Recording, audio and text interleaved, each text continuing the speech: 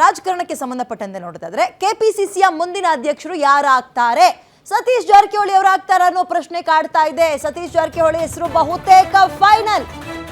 AICC ಅಧಿಕೃತ ಘೋಷಣೆ ಒಂದೇ ಬಾಕಿ. ಹಾಗಾದ್ರೆ ಕೆಪಿಸಿಸಿ ಅಧ್ಯಕ್ಷರು ಡಿಕೆ ಶಿವಕುಮಾರ್ ಬದಲಾಗ್ತಾರಾ?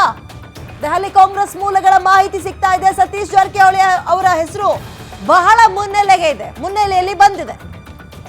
ಎಐಸಿಸಿಯಿಂದ ಘೋಷಣೆ ಒಂದೇ ಬಾಕಿ ಅಂತೆ. ಹಾಗಾದ್ರೆ ಬಹಳ ದೊಡ್ಡ ಮಟ್ಟದ ಬದಲಾವಣೆ ಆಗ್ತಾ ಇದೆ ರಾಜ್ಯ ಕಾಂಗ್ರೆಸ್ನಲ್ಲಿ. ಡಿಕೆ ಶಿವಕುಮಾರ್ ಮತ್ತು ಜಾರಕಿಹೊಳಿ ಅವರ ಫ್ಯಾಮಿಲಿಗೆ ಹಾವು ಮುಂಗಿಸಿ ಅಂತ ಇರುವಂತದ್ದು ನಮ್ಮೆಲ್ಲರಿಗೂ ಗೊತ್ತಿರುವಂತದ್ದೇ. ಒಂದು ವಿಚಾರ, ಕೆಪಿಸಿಸಿ ಅಧ್ಯಕ್ಷ ಸ್ಥಾನವನ್ನ ಡಿಕೆ ಶಿವಕುಮಾರ್ ಬಿಟ್ಕೊಡ್ತಾರ ಅನ್ನೋ ಪ್ರಶ್ನೆ ಇತ್ತು. ಒಂದು ವೇಳೆ ಬದಲಾಗತ್ತೆ ಅನ್ನೋದಾದ್ರೂ ಕೂಡ ಸತೀಶ್ ಜಾರಕಿಹೊಳಿ ಅವರು ಆ ಸ್ಥಾನವನ್ನು ಅಲಂಕರಿಸೋಕೆ ಡಿಕೆ ಶಿ ಒಪ್ಕೊಳ್ತಾರಾ? ಡಿಕೆ ಶಿ ಅವರ ಒಪ್ಪಿಗೆಗೆ ಎಷ್ಟರ ಮಟ್ಟಿಗೆ ಮನ್ನಣೆ ಸಿಗುತ್ತೆ ಹೈಕಮಾಂಡ್ ನಲ್ಲಿ? ಇವೆಲ್ಲವೂ ಕೂಡ ಕುತೂಹಲ ಇತ್ತು. ಬಟ್ ಈಗ ಮೇಜರ್ ಡೆವಲಪ್ಮೆಂಟ್ ಏನು? ದೆಹಲಿ ಕಾಂಗ್ರೆಸ್ ಮೂಲಗಳ ಪ್ರಕಾರ ಮಾಹಿತಿ ಸಿಗ್ತಾ ಇರೋದು ಎಐಸಿಸಿ ಅಧಿಕೃತ ಘೋಷಣೆ ಮಾಡೋದು ಒಂದೇ ಬಾಕಿ ಅಂತೆ. ಹೆಸರು ಸತೀಶ್ ಜಾರಕಿಹೊಳಿ ಅವ್ರದ್ದು ಬಹುತೇಕ ಫೈನಲ್ ಅಂತೆ. ಎಐಸಿಸಿ ಅಧಿಕೃತ ಘೋಷಣೆ ಒಂದೇ ಬಾಕಿ ಇದೆ. ದೆಹಲಿ ಕಾಂಗ್ರೆಸ್ ಮೂಲಗಳ ಮಾಹಿತಿ ಸಿಗ್ತಾ ಇರುವಂತದ್ದು. ಓಕೆ, ಬಹಳ ದೊಡ್ಡ ಮಟ್ಟದ ಬದಲಾವಣೆ ರಾಜ್ಯ ಕಾಂಗ್ರೆಸ್ನಲ್ಲಿ ಒಂದು ಕಡೆ ಡಿಸಿಎಂ ಡಿಕೆ ಶಿವಕುಮಾರ್ ಪಕ್ಷದ ಒಂದು ಅಧಿಕಾರವನ್ನ ಕೂಡ ಹೊಂದಿದ್ರು. ಅಂದ್ರೆ ಕೆಪಿಸಿಸಿ ಅಧ್ಯಕ್ಷರು ಕರ್ನಾಟಕ ಪ್ರಾದೇಶಿಕ ಕಾಂಗ್ರೆಸ್ನ ಹೋಲ್ಡ್ ಮಾಡ್ತಾ ಇದ್ರು. ಬಹಳ ದೊಡ್ಡ ಜವಾಬ್ದಾರಿ ಅದು. ಅದನ್ನ ಬಿಟ್ಕೊಡ್ತಾರಾ? ಅದು ಕೂಡ ಸತೀಶ್ ಜಾರಕಿಹೊಳಿ ಅವರಿಗೆ ಬಿಟ್ಕೊಡ್ತಾರಾ? ಮೋರ್ ಡೀಟೇಲ್ಸ್ ನನ್ನ ಕರೆಗೆ ಮಾರುತಿ ನೀಡ್ತಾರೆ. ಮಾರುತಿ, ಬೆಳಗ್ಗೆಯೂ ಕೂಡ ಇದೇ ಸುದ್ದಿಯನ್ನ ಮಾತಾಡ್ತಾ ಇದ್ವಿ. ಒಂದು ವೇಳೆ ಬದಲಾದ್ರೆ ಕೆಪಿಸಿಸಿ ಅಧ್ಯಕ್ಷ ಸ್ಥಾನ, ಅದರಲ್ಲೂ ಕೂಡ ಸತೀಶ್ ಜಾರಕಿಹೊಳಿ ಅವರು ಬಂದ್ಬಿಟ್ರೆ ಬಹಳ ಮೇಜರ್ ಬದಲಾವಣೆಯ ಡೆವಲಪ್ಮೆಂಟ್ ಇದು ಅಲ್ವಾ?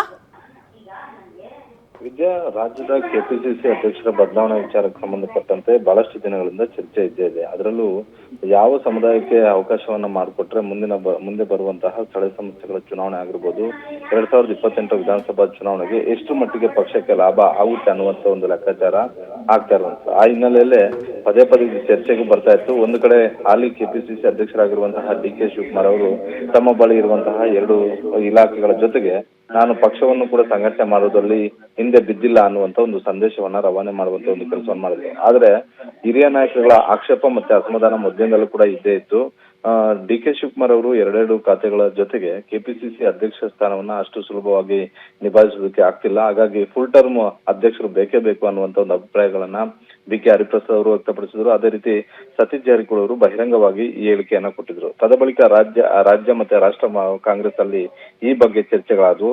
ಇವತ್ತು ದೆಹಲಿಗೆ ಹೋಗಿರುವಂತಹ ಡಿಸಿಎಂ ಡಿಕೆ ಶಿವಕುಮಾರ್ ಹಾಗೂ ಮುಖ್ಯಮಂತ್ರಿ ಸಿದ್ದರಾಮಯ್ಯ ಅವರ ಮುಂದೆ ಇದೇ ವಿಚಾರ ಚರ್ಚೆ ಮಾಡಿದ್ದಾರೆ ಅನ್ನುವಂತ ಒಂದು ಮಾಹಿತಿ ದೆಹಲಿಯ ಕಾಂಗ್ರೆಸ್ ಮೂಲಗಳಿಂದ ಗೊತ್ತಾಗ್ತಾ ಇರುವಂತದ್ದು. ಇದ್ದ 2 ಹೆಸರುಗಳ ಪೈಕಿ ಒಂದು ನಾಯಕ ಸಮುದಾಯಕ್ಕೆ ಅಂದ್ರೆ ಅಹಿಂದ ವರ್ಗಕ್ಕೆ ಸೇರಿದಂತಹ ಸತೀಶ್ ಜಾರಕಿಹೊಳಿ, ಮತ್ತೊಂದು ಲಿಂಗಾಯತ ಸಮುದಾಯಕ್ಕೆ ಸೇರಿದಂತಹ ಈಶ್ವರ್ ಖಂಡ್ರೆ. ಈ ಇಬ್ಬರಲ್ಲಿ ಯಾರನ್ನ ಮಾಡಿದ್ರೆ ಪಕ್ಷಕ್ಕೆ ಎಷ್ಟು ಶಕ್ತಿ ಬರುತ್ತೆ ಅನ್ನುವಂತ ಒಂದು ಚರ್ಚೆ ಮಾಡಿದ ಬಳಿಕ ಬಹುತೇಕ ಸತೀಶ್ ಜಾರಕಿಹೊಳಿ ಹೆಸರು ಅಂತಿಮ ಮಾಡಿದ್ದಾರೆ ಕಾಂಗ್ರೆಸ್ ಹೈಕಮಾಂಡ್ ಅನ್ನುವಂತ ಒಂದು ಮಾಹಿತಿ ದೆಹಲಿಯ ಮೂಲಗಳಿಂದ ಗೊತ್ತಾಗ್ತಿದೆ. ಆದ್ರೆ ಕಾಂಗ್ರೆಸ್ ಅಲ್ಲಿ ಯಾವ ಕ್ಷಣಕ್ಕೆ ಏನ್ ಬೇಕಿದ್ರು ಕೂಡ ಆಗ್ಬಹುದು ಅನ್ನುವಂಥದ್ದನ್ನ ಹಿಂದೆ ಹಲವು ಉದಾಹರಣೆಗಳು ಕೂಡ ನಮ್ಮ ಕಣ್ಮುಂದೆ ಇದಾವೆ. ಜೊತೆಗೆ ಡಿಕೆ ಶಿವಕುಮಾರ್ ಮತ್ತೆ ಸಿದ್ದರಾಮಯ್ಯ ಅವರು ಸಂಪೂರ್ಣವಾಗಿ ಒಪ್ಪಿಗೆಯನ್ನು ಕೂಡ ಕೊಡಬೇಕಾಗುತ್ತೆ. ರಾಜ್ಯದ ಪ್ರಮುಖ ನಾಯಕರಿಗೆ ಒಪ್ಪಿಗೆಯನ್ನು ಕೂಡ ಕೊಡಬೇಕಾಗುತ್ತೆ. ಹೀಗಾಗಿ ಇವತ್ತು ಸಂಜೆ ಒಳಗಾಗಿ ಅಂತಿಮವಾದಂತಹ ಒಂದು ನಿರ್ಧಾರಕ್ಕೆ ಬರುವಂತಹ ಎಲ್ಲಾ ಸಾಧ್ಯತೆಗಳು ಕೂಡ ಇದಾವೆ. ಆದ್ರೆ ಈಶ್ವರ್ ಖಂಡ್ರೆಗಿಂತಲೂ ಕೂಡ ಸತೀಶ್ ಜಾರಕಿಹೊಳಿ ಅವರು ಬೆಸ್ಟ್ ಆಪ್ಷನ್ ಅನ್ನುವಂಥದ್ದನ್ನ ಉಪಮುಖ್ಯಮಂತ್ರಿ ಡಿಕೆ ಶಿವಕುಮಾರ್ ಹಾಗೂ ಸಿಎಂ ಸಿದ್ದರಾಮಯ್ಯ ಇಬ್ರು ಕೂಡ ಕಾಂಗ್ರೆಸ್ ಹೈಕಮಾಂಡ್ ಮುಂದೆ ಹೇಳಿದ್ದಾರೆ ಅನ್ನುವಂತ ಒಂದು ಮಾಹಿತಿ ಸಿಕ್ಕಿರುವಂತದ್ದು. ವಿದ್ಯಾ, ಓಕೆ, ಧನ್ಯವಾದ ಡೀಟೇಲ್ಸ್ಗೆ ಮಾರುತಿ.